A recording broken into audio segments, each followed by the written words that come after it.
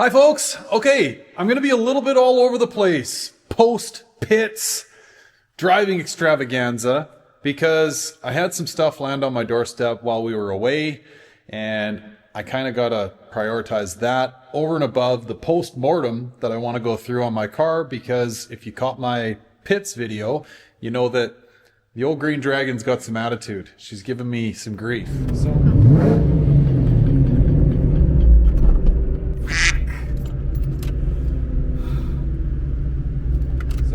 we will get to that shortly. It's on my list. But anyway, the way these videos are going to come out, we're going to talk about something else first that I am rather excited about.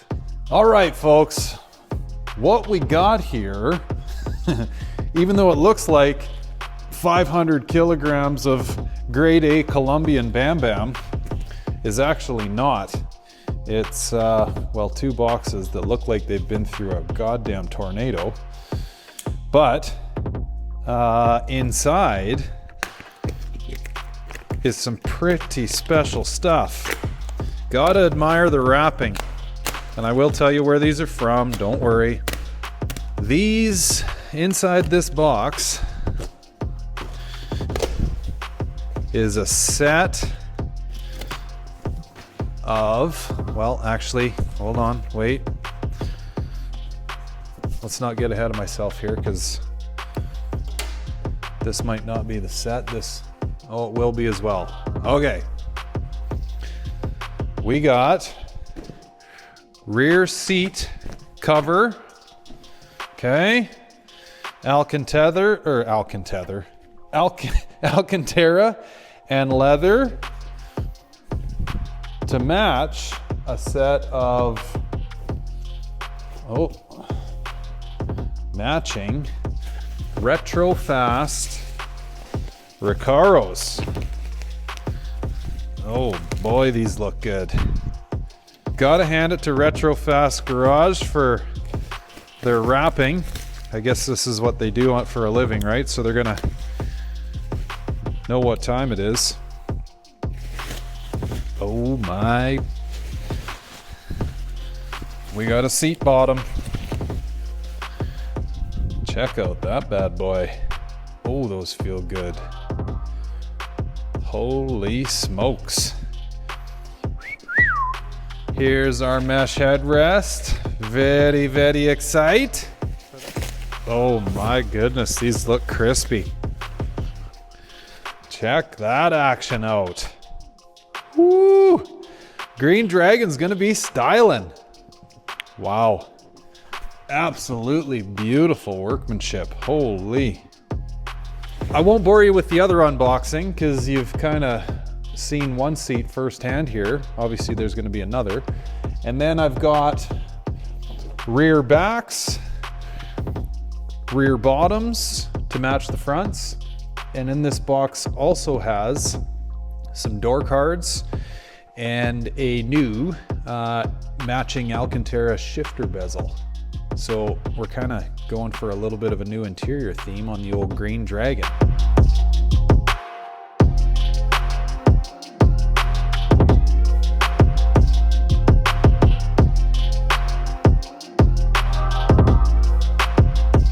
All right, folks. Well, here is one assembled seat. This will be a passenger seat.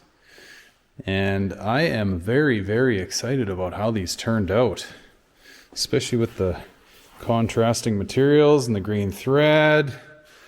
I think I'm going to be rolling with a little bit of a green theme going on, because for those of you that didn't get to see my car in person in pits, I got some new mats for my car from a gal on Etsy. If you guys are interested in that, I'll maybe put a link down in the description, or if you want to send me an email, I can get you connected with her. So a little bit of a green theme going to be going on here. Anyway, the reason that I have just the one seat assembled is because I got this one put together and I got thinking to myself, I want to do a little bit of a different install on my seat tracks on this go around. I've got an idea from my good buddy down in Florida, Mr. Lewis. He's got the Dutch Coupe on Air, or the kind of homemade 93 Cobra that he put together, and Chris helped him paint. Anyway. More on that later. Stick around if you're interested in seeing how I do that. And here's just a quick look at the back seat covers. That's the back. This is the bottom. There you can see the holes for the seat belts coming through. And then I got the door cards and the shifter boot. So maybe we can kind of change the interior theme in this car. I'm going to get the seats in there first and then assess this situation. I'm not 100% set on it quite yet, but nice to have the option to kind of pull all the Alcantara theme together. We'll see how that goes. Back seat's got the green thread through the sides too, so matching the fronts. All right, we got a bit of a makeshift paint stand going here. So I've already peeled out my passenger seat and pulled the tracks off it, which is going to be replaced by that seat that I've just showed you. And I've kind of pulled apart and somewhat disassembled my tracks, all the springs and all that good stuff, using a half full can of gas in a jerry can to hold my paint tray down. Anyway, I'm just splashing a little bit of paint on these before I go to mount them on my new Recaro. Now, while those dry, I think we'll come back to mounting the seat tracks on this Recaro in a minute. I'm going to take a run at pulling this old cover off, which is actually the easy part. And obviously this is my back seat, and I'm going to take a run at putting this new back seat cover on. I've never done this before, ladies and gents, but I have borrowed my buddy's hog ring pliers and his old jar of hog rings. So we're going to take a stab at this. Now, I don't know if this is going to serve as good advice or not as far as a how-to goes, or maybe you guys can just watch me suffer and do this. But yeah, the process is going to be essentially just get the old hog rings out. And now the trick to this that my buddy gave me was get yourself a set of side cutters, and you can see the couple hog rings that he pulled off my seat for me. You just kind of give them a twist. You don't want to cut them because then you're digging hog rings out of the foam of your seat. So give them a little twist and just pull them out. I guess get your seat cover off however you see fit, but that's his tip. And then we got to worry about putting the new one on, getting it nice and square, and figuring out how to run these hog ring pliers.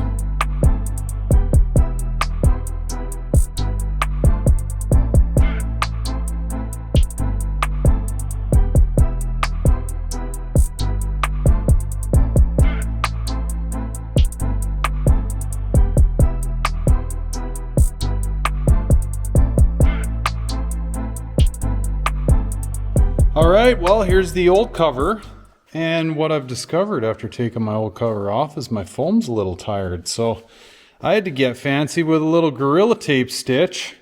I mean, this is kind of a finger cross fix, but nobody's ever complained about sitting in the back of my car. Now, granted, it's really just my kids that sit back there these days, but the passenger side definitely has a tear in the foam. So this is noted. Maybe on the hunt for a new rear seat foam for a coupe. But anyway, got the hog rings out other than a little elbow grease. They come out pretty good. Working on just splashing a little black paint on my gray seatbelt bezels here so they don't clash with my new black seat covers. And we're going to get after putting that new cover on the seat foam.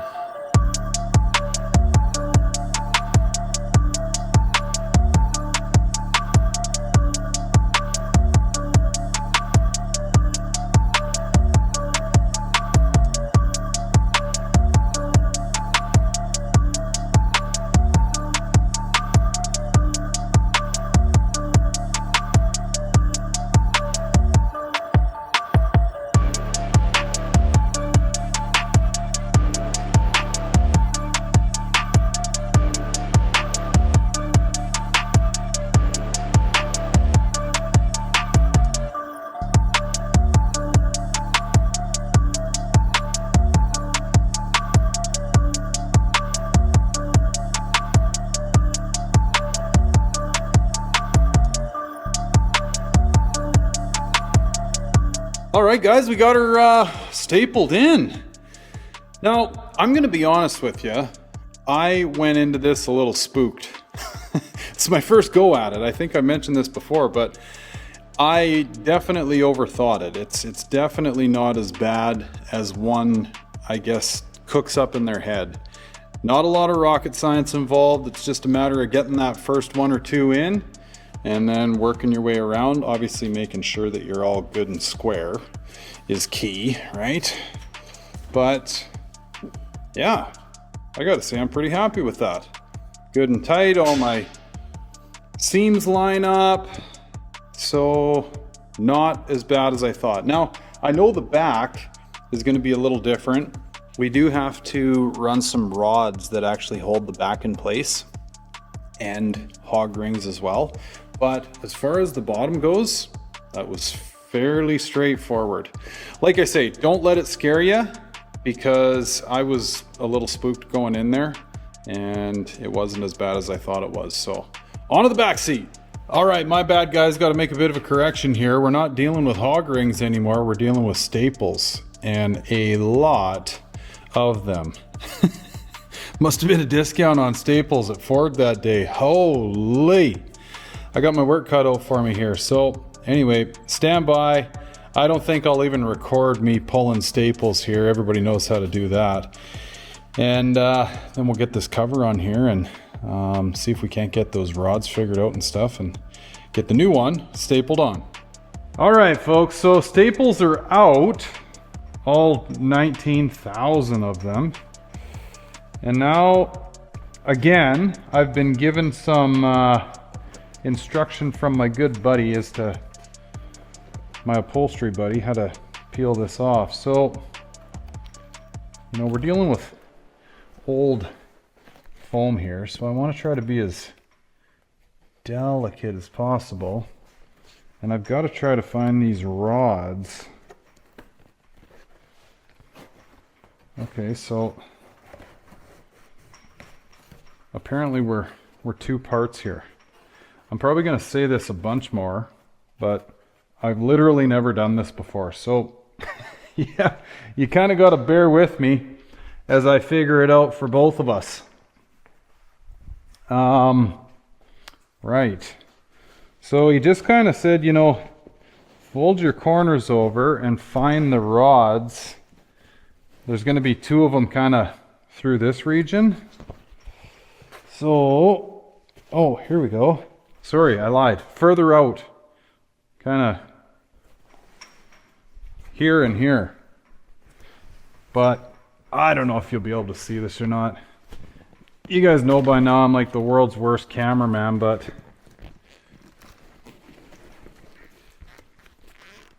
okay, right there. Now where the hell do you find the rod? Oh, hold on here. I think we got a rod. Feels like a coat hanger. Good grief. I might even grab this thing with some pliers. This seems like it's not going to be all that much fun to get the new cover back on here. You know, in some of my other videos I talk about, you know, you got to hold your tongue a certain way. You guys get to see that with me now. I wonder if... It looks like there's almost hog rings that hold it in place. Yeah, it is hog rings.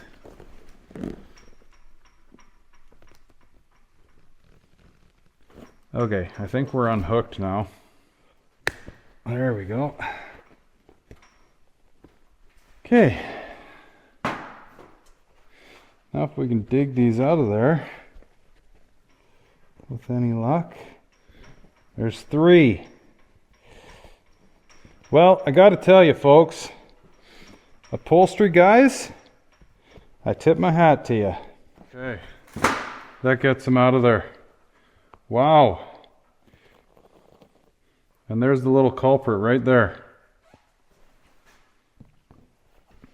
Unreal. All right, now I'm not too sure how much of this I'm going to be able to show you, but here we are with our rods, right? So these guys are going to slide in here like so. Okay. Do that for both sides. And And then we're gonna have to flip this guy over and try our best to throw 3 more hog rings in here. So you can get a better view of what's going on in here now. So there's a whole nother rod embedded in this foam that I'm gonna have to try and get 1, 2, 3 hog rings around. So I don't know, folks. Wish me luck here. Maybe I'll rig you up on my ladder again and you can see me do this in a time lapse. It's probably better doing this in a time lapse because you know there's going to be some heavy duty swearing. So wish me luck.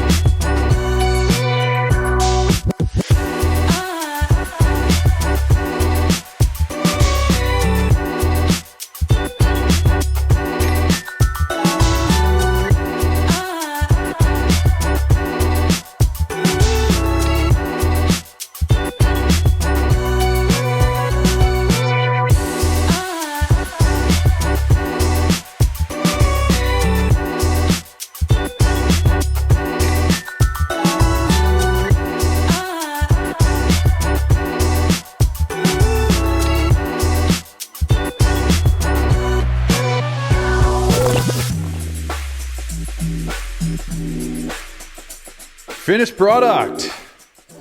I am rather excited about this. I'm sure I've said that many times in this video, but we're all glued, screwed, stapled, and ready to rock and roll. Now, the only takeaway that I kind of took from this was you can actually even see ever so slightly like a little bit of kind of wrinkling through here. And I'm going to have to assume that that comes through the kind of curved stitching that goes through here. Now this was way more prominent when I first laid the cover on and hadn't stapled it down. So what I did was just took my time working my way up and just pulled and, you know, stretched things out to alleviate as much of that as possible. And yeah, you can kind of see here, this is where those rods run, right on both sides. Kind of a little bit more sunk in. Probably look a little bit neater or more pronounced if you had a rod through here too. But anyway, this is how the Foxbody seats came. I'll see if I can flip this guy over and give you a look. Now, this is obviously the not so pretty side of it, but I took a page out of Ford's book and threw about 89 pounds worth of staples into this thing. And yeah, I think it should hold pretty good. At least it resembles the cover that I took off and sort of the stapling pattern. So I'm going to drop these back in the car, folks. I'll give you a quick look at them in the car, and then we'll get after putting these tracks on that bucket. Okay, so I've been busy building my bracketry for my seat here, and my apologies for not showing it to you, but I will give you a link to a video up in the top corner here that shows you each step as to how to build all this bracketry for your car.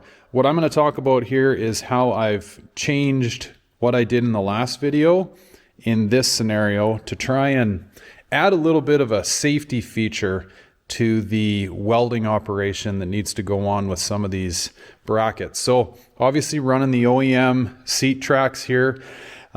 Everything that you see here as far as the flat stock's concerned is identical in my other video. The change that I've made is I've added this bolt to the front of the seat, and the reason I've done that is seats are obviously a safety feature in a car, and if your seat comes loose or whatever as you're trying to make a life-saving maneuver, you're in a lot of trouble. And so I've often thought that the whole welding operation, which I am still going to do on this seat, is just not adequate.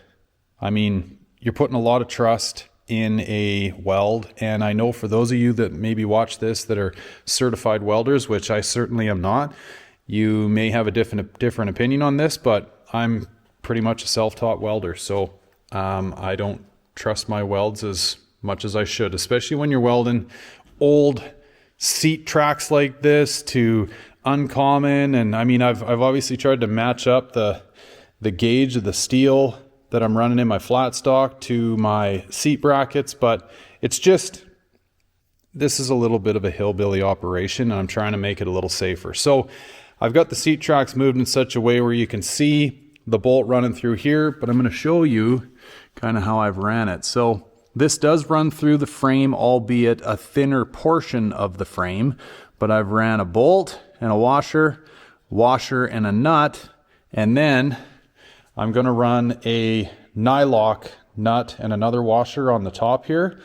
And the whole reason for running this is I'm just adding another boltable method to bolt my seat track to my seat to make sure that this thing, if all else fails and maybe one of my welds fail, whatever, I've got this bolt that is kind of my safety net. So I just wanted to show you that there, folks. For those of you that might be at home looking at a Recaro seat and trying to figure out how to mount them, you know, I'm utilizing all the Recaro threaded inserts that you would bolt a Recaro to other seat tracks with. So I'm going to run 6 bolts. They are a M6 by 20, I believe. And then I'm running some grade 8 hardware in here to bolt my seat tracks to my flat stock that gets bolted to the Recaro seat. So sorry, kind of a long-winded way of explaining myself here, but yeah, that's where my head's at, and I feel a heck of a lot more secure with this mounting method. So anyway, check out that other video if you're curious as to what all these measurements are all about. I go into great detail to show you like how long your flat stock needs to be, how to measure in and drill all your holes and stuff. I even actually thread my bolts into the flat stock to mount the back of my seat track with, so you don't have to worry about trying to get a wrench underneath here or whatever. You might be able to get away with a riv nut. I've never tried that method, but I just thread the flat stock steel. And yeah, next up is throwing some beads of weld on these. So I don't have a lot of real estate to work with on the outside. I'm going to be welding from the inside. Okay, that's where I'll be, securing them via welder. And then we'll splash a little paint on them and get this thing in the car. So I'll show you some more steps along the way once I get this thing kind of tacked in place and welded up and painted. I'll show you everything before I ultimately flip it over and throw it in the car. Here's the final product, all mounted up. So I guess again, just to reiterate, the difference between my last video and this video is now I got this bolt up here, adding a little more oomph to the welded areas. Got both sides here welded. Okay, in there too. That's a tricky weld to get in there, but yeah, so welded and bolted, both front and back. Can you see? No, you can't. It's way up in there. But anyway, I'm bolted on this back piece of flat stock. I'm welded on the middle piece of flat stock. I'm bolted up front, and then I'm utilizing all of the Recaro seat mounting holes as well. So stand by here, ladies and gents. I'm just going to get the seat back on here. We'll put these in the car, and we'll get a final look at everything. Okay, folks. The wait is over. You guys tell me what you think. Let me know in the comments. I am absolutely ecstatic with this. Yeah, absolutely thrilled with the outcome. What a change. Now, not that my seats were in terrible shape, but, you know, had these old girls since 97. Well, they've been in the car since 92, but they've been with me since 97. So to see this, which is something that I've always thought and wanted to do and just finally bit the bullet. You know, it's funny, I was talking to my mom today and I said, Mom, you know, you're going to love the seats and stuff I got, or at least I hope you do. But anyway, I think you're really going to like them. And I said, you know, what's so hilarious is all these years later, after getting the car, I finally did the interior the way I wanted to, and I finally got AC, and I finally got the supercharger. And I finally got the air ride. Like, not that these projects are ever done, but folks, if you would have known me almost 30 years ago, you would have heard me talk a lot about this stuff. So it's finally a reality. I'm not too sure if I showed you guys this or not, but I got my personalized tag in, which is another fun little addition. But yeah, what? Oh God, I'm just tickled. Anyway, I hope you guys enjoyed this video, and I hope it helped you out. Like I said, there was just a minor little revamp to how I mounted these seats. The rear seat covering is all new, but yeah, again, check out my other video if you're interested in the step-by-step on how to install OEM Fox seat tracks in your or to your Recaro seats and put them back in your car. And one other thing I should mention, another beauty about running the stock seat tracks, I think you should be able to see that. You can still run your little plastic covers, bolt covers, right? Both front and back. Sorry, don't mind my air ride control there. But so yeah, I mean, it's OEM fit, OEM height. They sit where they're supposed to. I've never actually ran those aftermarket tracks before that are supposed to be able to bolt a Recaro into a Fox, but I know how these sit, right? And they sit exactly where you want them to, especially when you get behind the wheel. Feels obviously different with the Recaro, but same height, same field of view, same everything. So hope this video helped you folks, and I hope this video finds you well. I'll leave it there. Till next time, take care guys. Bye for now.